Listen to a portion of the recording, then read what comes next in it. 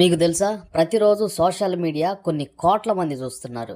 Facebook, YouTube, WhatsApp, Instagram ద్వారా మీ వ్యాపారం promote చేయబడును. ఎల్బిఆర్ డిజిటల్ మార్కెటింగ్ స్క్రీన్ మీద ఉన్న నెంబర్కి కాల్ చేయండి. మీరు చూస్తున్నారు మిస్టర్ బిగ్ బాబు యూట్యూబ్ ఛానల్. ఖచ్చితంగా లైక్ చేయండి, కామెంట్ చేయండి, సబ్స్క్రైబ్ చేయండి. ఇక వీడియోలోకి వెళ్దామండి. గుంటూరులో పెద్ద ఇంటర్నేషనల్ ఎయిర్పోర్ట్ కట్టబోతున్నారండి. ఈ వీడియో చివరిలో ఒక నిజం చెప్తాను, అస్సలు ఆ నిజం మిస్ కావద్దండి. గుంటూరులో ఇంటర్నేషనల్ ఎయిర్పోర్ట్ అండి, సుమారు 5,000 ఎకరాల్లో అండి. నిజంగా చాలామంది సంతోషపడ్డారండి, ఎందుకంటే 5,000 ఎకరాల్లో గుంటూరులో ఎయిర్పోర్ట్ రాబోతుంది. ఎక్కడ?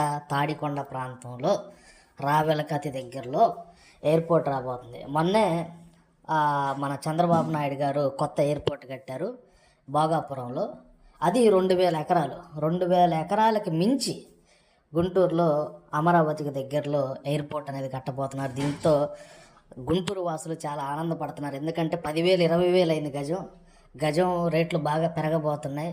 ఇక ఇంటర్నేషనల్ ఎయిర్పోర్ట్తో గుంటూరులో చాలామంది సంతోషపడుతున్నారు.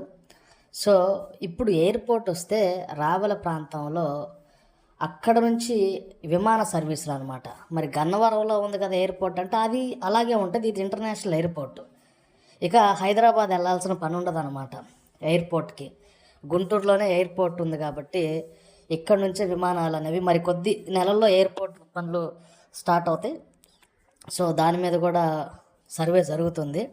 ఎన్ని వేల ఎకరాలు, సుమారు ఇంకొక 10,000 ఎకరాలు అవసరమైద్దా, 20,000 ఎకరాలు అవసరమైద్దా, దానిపైన కూడా భూసేకరణ అయితే జరుగుతుంది.